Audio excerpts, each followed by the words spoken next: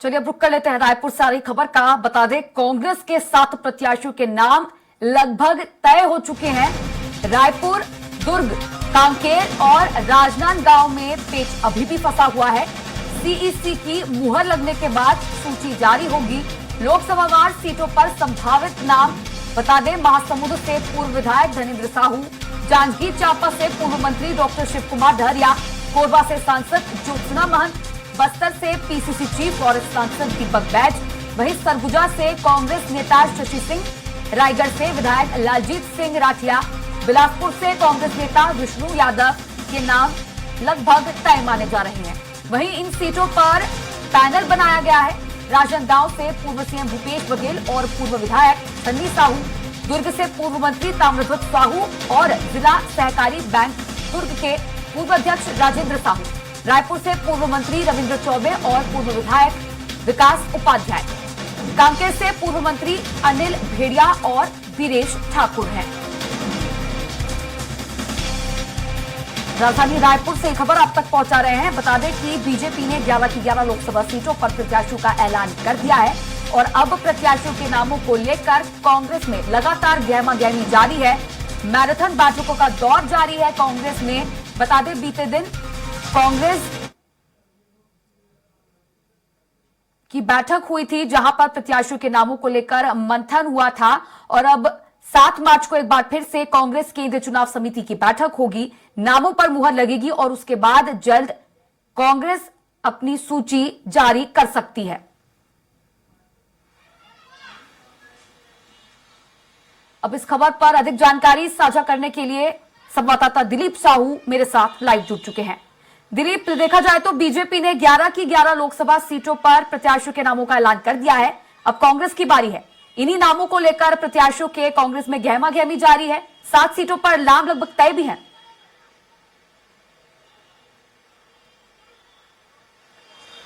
जी त्रिशा, बता दें कि कल कांग्रेस की स्क्रीनिंग कमेटी की बैठक हुई थी दिल्ली में, जिसमें स्क्रीनिंग कमेटी के अध्यक्ष रजनी पाटिल, छत्तीसगढ़ प्रभारी सचिन पायलट, पूर्व सीएम भूपेश बघेल, नेता प्रतिपक्ष महंत सहित पीसीसी चीफ दीपक बैज व अन्य तमाम जो बड़े नेता है वो शामिल हुए थे। और इस दौरान प्रदेश की सभी 11 सीटों को लेकर मंथन किया गया कि जिस तरह से बीजेपी ने सभी उम्मीदवारों का नाम तय कर दिया है, उसी कड़ी में उनके समक्ष किनको कैसा कैसे उतारा जाए। तो प्रमुख रूप से लगभग 7 जो लोकसभा सीट है उनमें उम्मीदवार तय कर लिए गए हैं। और जिस तरह से बताया जा रहा है कि महासमुंद से पूर्व विधायक धनेन्द्र साहू को उतारा जा सकता है, उनका नाम लगभग तय माना जा रहा है, क्योंकि धनेन्द्र साहू पिछले बार भी लोकसभा का चुनाव लड़े थे, हालांकि बहुत कम मार्जिन से हारे थे। तो इसलिए पार्टी ने उन्हें उन पर फिर से विश्वास जताया है। काफी वरिष्ठ विधायक है, पूर्व मंत्री भी रह चुके हैं, पूर्व पीसीसी चीफ भी रह चुके हैं। तो कहीं न कहीं धनेन्द्र साहू पर विश्वास जताया जा रहा है। इसी तरह जो दोनों लोकसभा सीटें पिछली बार जीती थी कांग्रेस ने, जिसमें कोरबा, जिसमें वर्तमान में सांसद ज्योत्सना महंत है, उन्हें फिर से मैदान में उतारने की बात कही जा रही, लगभग तय माना जा रहा है उनका भी टिकट। इसी तरह बस्तर से पीसीसी चीफ व सांसद दीपक बैज को भी फिर से टिकट दिया जा रहा है, उन्हें मैदान में उतारा जा रहा है। इसी तरह बात करें तो प्रमुख रूप से जिन सीटों की बात कर रहे हैं उसमें जांजगीर चांपा से जो पूर्व मंत्री रहे हैं डॉक्टर शिव कुमार डहरिया का नाम लगभग तय माना जा रहा है, क्योंकि जांजगीर चांपा का जो सीट है एससी सीट है। हालांकि विधानसभा चुनाव के दरमियान आरंग लोक विधानसभा सीट से हार का सामना करना पड़ा था डॉक्टर शिव कुमार डहरिया को, लेकिन क्योंकि जांजगीर का जो माहौल है, जांजगीर के जो लोकसभा के अंतर्गत आने वाली 7 जो विधानसभा सीटें हैं वो कांग्रेस ने जीती है और कांग्रेस का एक तरह से वहां वर्चस्व है। तो इसको ध्यान में रखते हुए कांग्रेस ने, क्योंकि मंत्री है, कद्दावर नेता है, तो उन्हें मैदान पर उतारा है, उतारने की लगभग तय माना जा रहा है उनका टिकट। इसी तरह बात करें अन्य सीटों में तो इसमें सरगुजा से जो कांग्रेस की नेत्री है शशि सिंह, क्योंकि ये अभी हाल ही में युवा कांग्रेस की राष्ट्रीय सचिव भी बनाई गई है और साथ ही साथ सूरजपुर जिले की जिला पंचायत सदस्य भी है। तो उभरती हुई नेत्री है, लगातार राहुल गांधी जी के भी संपर्क में लगातार आते रहे हैं, उनके चुनाव कैंपेन में वो शामिल रही, भारत जोड़ो यात्रा में भी वो शामिल रही है। तो कहीं ना कहीं उन पर विश्वास जताते हुए नए चेहरों को मौका दिया जा रहा है, युवा चेहरे को मौका दिया जा रहा है। इसी तरह बात करें बिलासपुर से भी जो विश्व